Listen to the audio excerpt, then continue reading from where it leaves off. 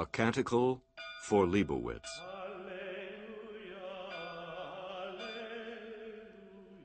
Part 3 of a series in 15 parts, adapted from a novel by Walter Miller, Jr.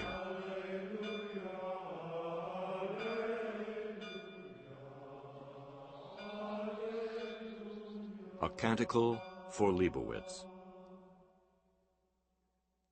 Here continueth the chronicle, set down daily by the brethren of the order of Blessed Isaac Edward Leibowitz, in their abbey in the desert of the southwest. And here we set down further the record concerning Brother Francis, he who found by chance the ancient room beneath the earth in the ruins outside the abbey walls. And lo, this room was of very great age, yea, 600 years, and its name was inscribed, Fallout Survival Shelter. And there were 3 mysteries. The pilgrim who passed by that day where Brother Francis was, inscribed upon a rock 2 letters in an ancient tongue that the brother comprehended not. And the second mystery, a skull lying within the sunken room. None knew whose it was, but in the skull was a golden tooth. And the third mystery, another writing. For nigh at hand to the skull was a box, fashioned of tin, and in the box were papers. And these papers were written upon, so it seemed, by our martyred founder himself, the blessed Leibowitz, yea, and in his own hand, with his name subscribed beneath. And among the papers was a picture, fashioned in blue and white, superscribed, circuit design. These mysteries did Brother Francis relate unto the prior, Father Cherokee, whereupon the Father Prior brooked no delay for the Lenten vigil, but ordered the brother back to the abbey. Much wasted by the long Lenten fast in the desert, and mystified by what had happened to him, Brother Francis staggered back to the abbey.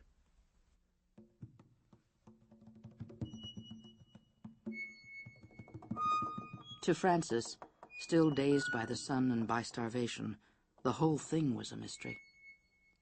To his fellow novices, it had the makings of a miracle. To the Lord Abbot, Dom Arcos, it was something best hushed up, a figment of Francis's imagination, a possible source of embarrassment. You did the right thing, Cherokee. You did the right thing, though heaven knows it's all over the abbey. Barefooted, fresh from a plunge in the bathing barrel, wearing a coyote-skin robe, Arcos glared down at his prior. You know what I'm talking about? You've seen this stuff? Yes, he dropped it beside the road when he fell. I helped gather it up, but I didn't look at it carefully. Well, look it over. Tell me what you think. It's impossible. You did the right thing to send him back before he uncovered more. But of course that's not the worst part. The worst part is the old man he babbles about. Getting too thick. I don't know anything that could damage our case worse than a whole flood of improbable miracles. A few real incidents, certainly. It has to be established. The intercession of the Beatus has brought about the miraculous. But there can be too much. Look at Blessed Chang, beatified 2 centuries ago, but never canonized. And why? His order got too eager. That's why. Every time somebody got over a cough, it was a cure by the Beatus. Visions in the basement, evocations in the belfry. Well, that could happen here. Last year, Brother Noyen and his miraculous hangman's noose. Ha! And now this Francis. He meets a pilgrim wearing what? Wearing for a kilt the very burlap cloth they hooded Blessed Leibowitz with before they hanged him. What? Oh, you haven't heard this yet. Well, all Francis said was, I met an old man.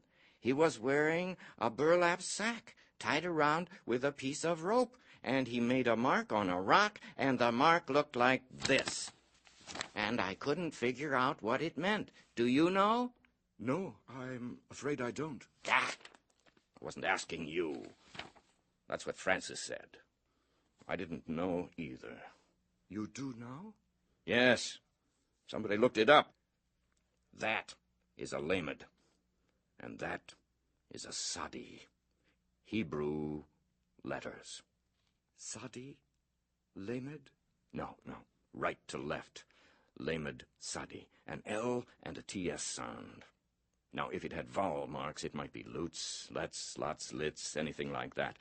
If it had some letters between those two, it might sound like, guess who? Lebo. No. Oh, yes. Brother Francis didn't think of it. No, somebody else thought of it. Brother Francis didn't think of the burlap hood and the hangman's noose. One of his chums did. So what happens? The whole novitiate's buzzing with a sweet little story. Francis met the Beatus himself out there, and the Beatus escorted our boy over to where this stuff was and told him he'd found his vocation. Did Brother Francis say that? No! Haven't you been listening? He tells it sweet and simple. Rather stupidly, in fact, and lets the others read in the meanings. I see. So, send him to me. Now.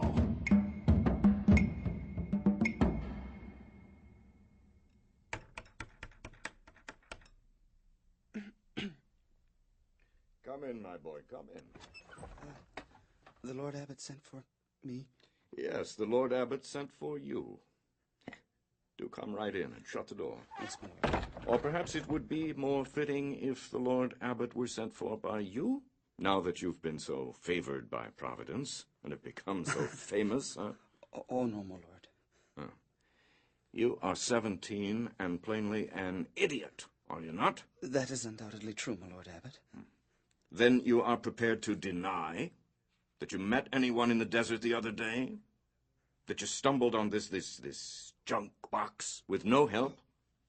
And that what I've been hearing from others is only feverish raving? No, Don Marcos. Oh, no, what?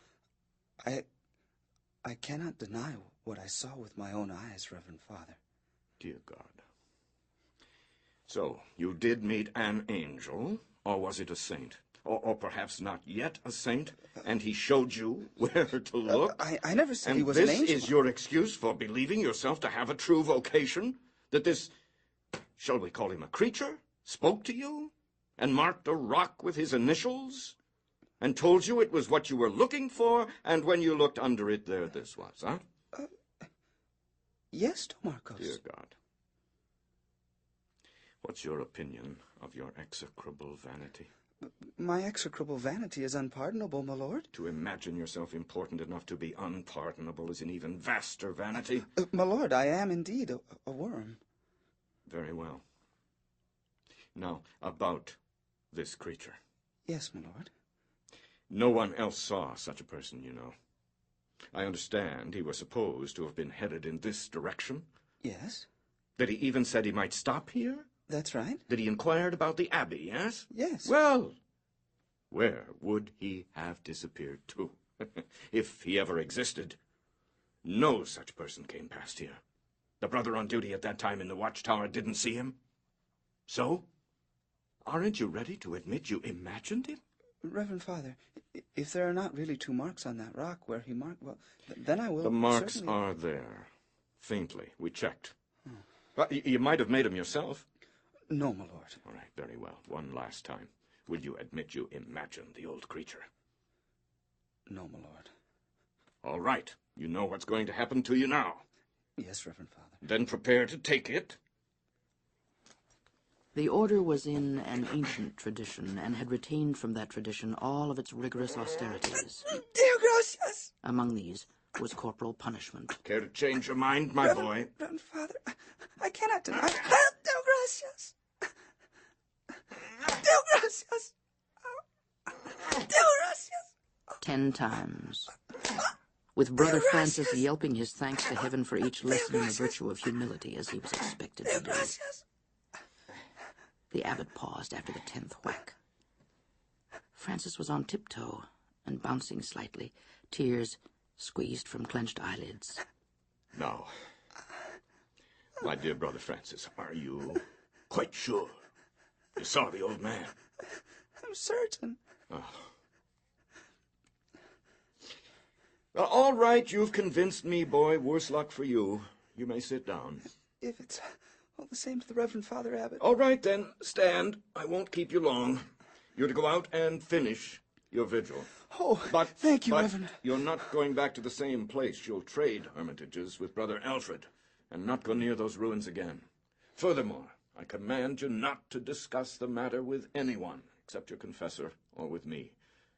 Although heaven knows the damage is already done. Do you know what you've started? Reverend Father, with all due respect, I don't know that I actually started anything. What? Well, I mean, yesterday being Sunday, we weren't required to keep silent, and at recreation, I just answered the fellows' questions. Well, your fellows have cooked up a very cute explanation.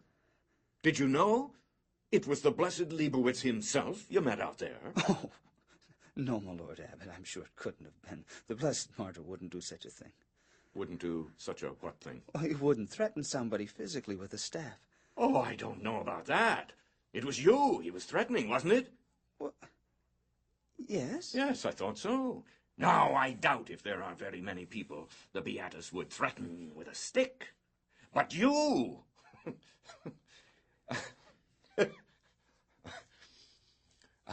All right, son, all right. Dear God. Oh, who do you suppose he could have been? I thought perhaps he was a pilgrim on his way to visit our shrine, Reverend Father. It isn't a shrine yet, and you're not to call it that. And anyway, he wasn't, or at least he didn't. And he didn't pass the gates unless the watch was asleep. And the novice on watch denies being asleep. If the Reverend Father Abbot will forgive me, I've been on watch a few times myself. And? Well, on a bright day when there's nothing moving, after a few hours you just start looking up at the buzzards. Oh, you do you? When you're supposed to be watching the trail? Uh-huh. And if you stare at the sky too long, you just kind of blank out. It's not really asleep, but sort of preoccupied. So that's what you do when you're on watch, do you? No, not necessarily. I mean, no, Reverend Father. I wouldn't know it if I had, I don't think. But Brother a brother I relieved once was like that. He didn't even know it was time for the watch to change. He was just sitting there in the tower and staring up at the sky with his mouth open in a daze. Yes. Well, you could be right about the watch. Yes, he could have missed seeing the old man. But tell me he was just an ordinary old man. Not anything more. Not an angel. Not a Beatus. Reverend Father, do angels or saints cast shadows? Yes. I mean, no. How should I know? He did cast a shadow, didn't he? Well, it was such a small shadow you could hardly see it. What? It was almost noon. Oh, you imbecile! Wasn't he just an ordinary old man? My Lord Abbot, you don't suppose he might have been... I'm asking you not to suppose. I'm asking you to be flatly certain. Was he or was he not an ordinary flesh and blood person? I think he was flesh and blood, Reverend Father, but not exactly ordinary. In some ways, he was rather extraordinary. What ways? Well, like... Oh, how straight he could spit. Dear God. And he could read, I think. Oh. The abbot closed his eyes and rubbed his temples. Get out. Get out. He said at last. At once, Reverend Father. Without opening his eyes. Who could he have been? Mystified by the whole thing, Francis went back to the desert that same day. Interest in the old pilgrim surprised him. Even the abbot had summoned him not to ask about the box, but to ask about the old man. His fellow novices asked him 100 questions about the pilgrim, to which he could reply only, I didn't notice. I wasn't looking right then. If he said, I don't remember. I didn't notice. So he questioned himself. Should I have noticed? Was I stupid not to watch what he did? Wasn't I paying enough attention to what he said?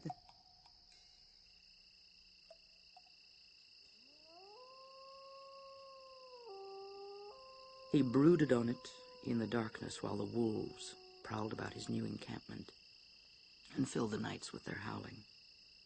He caught himself brooding on it during times of the day that were assigned as proper for prayers and spiritual exercises of the vocational vigil. And he confessed as much to Prior Cherokee the next time the priest rode his Sunday circuit. I can't seem to get my mind off of the old man. Yes. Vocations. Well, now, Francis, don't let the romantic imaginations of the others bother you. You have enough trouble with your own. They don't think up questions like that on the basis of what might be true. They concoct the questions on the basis of what might be sensational if it happened to be true. But it's ridiculous. I can tell you, the Reverend Father Abbot has ordered the entire novitiate to drop the subject. There really wasn't anything about the old man to, well, suggest the supernatural, was there? Brother Francis began to wonder himself. If there had been a suggestion of the supernatural, he'd not noticed it. But then there's lots of questions I can't answer. So I guess I didn't really notice very much. The questions made him feel guilty about his failure to observe. Had he interpreted events in terms of his own interests? Had he? Did he truly have a vocation? Was he wrong to suspect that God had beckoned him to become a professed monk of the order? Should I do something else? There was no returning to his homeland, the Utah. As a small child, he'd been sold to a shaman. Having run away, he could not return, because in running he had stolen the shaman's property, himself. And while thievery was an honorable profession among the Utah, getting caught was a capital offense, when the thief's victim was the tribal warlock. So what else is there? What else indeed? Now in the 26th century, 600 years after the flame deluge, the world was very lightly settled. There were mostly small, scattered communities who lived by hunting, by gathering, and by primitive agriculture. The schooling Francis had been given at the Abbey prepared him for nothing of practical value in a dark, ignorant world. He was a booklegger, a memorizer, a preserver of the memorabilia. What else? There doesn't seem to be much else I could do with my life if I'm not called to the order. At least not much else I'd like to do. His certainty of his vocation, although not broken, had been slightly bent, and he was unhappy enough to be overcome by temptation. So that on Palm Sunday, with only 6 days of starvation remaining until the end of Lent, Prior Cherokee heard from Francis, or from the shriveled, sun-scorched remains of Francis, a few brief croaks which constituted the most succinct confession Cherokee ever heard.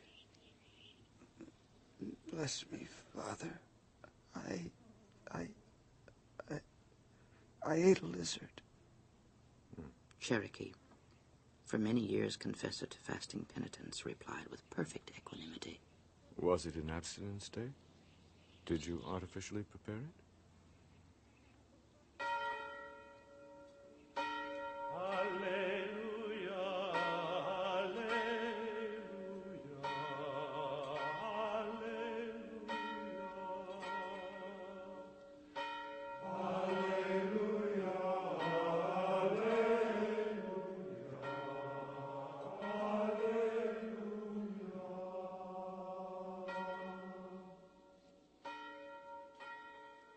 And then it was over.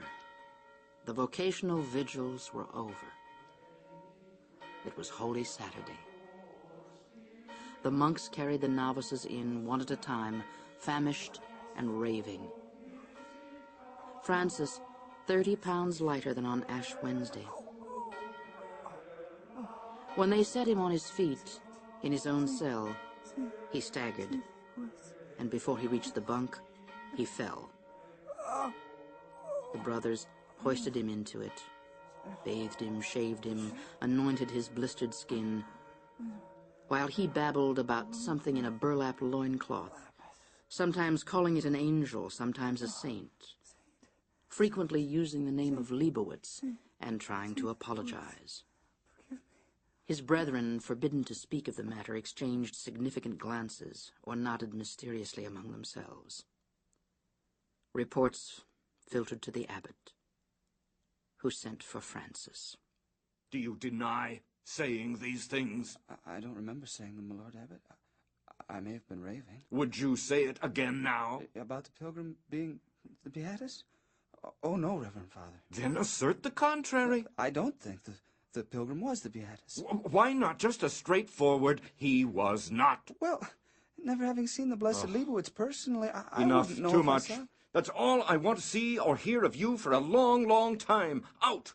But just one thing. Don't expect to profess your vows with the others this year. You won't be permitted. Nor was he permitted to talk about the pilgrim, the relics, the fallout shelter.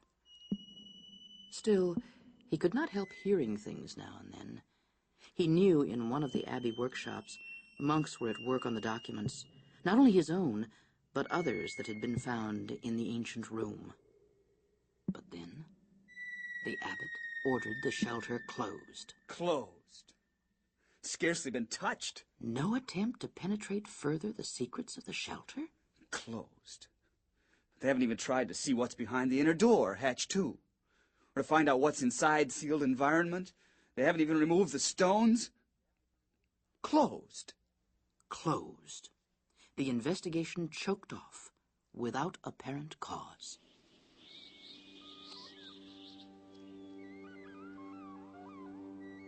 Francis returned to the desert the following year and fasted again in solitude.